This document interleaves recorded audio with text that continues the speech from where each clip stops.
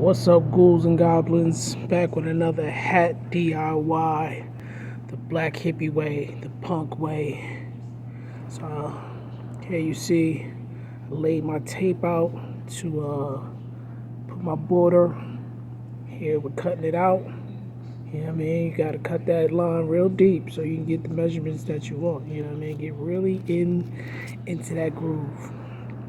Place that stencil on a piece of paper. As you can see, this is my drawing. I did it by hand. You know what I'm saying? Here I am tediously trying to cut this thing out to give you guys an idea of what I'm really doing, give you an idea of how much work I really put into the things that I do.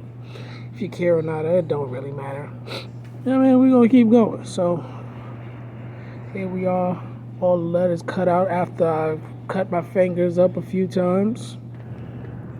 Now we're taking this hat outside. See, I'm outside. I got my spray paint.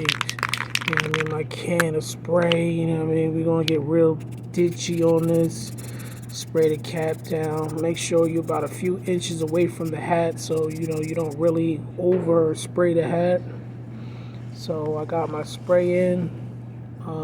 The paper is me taking out so I didn't get spray inside the hat. But I still got some inside the hat, but nothing too crazy. Here I am struggling to get this ridiculous undead living tape off.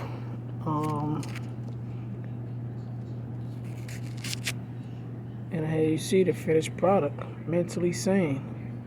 Peace.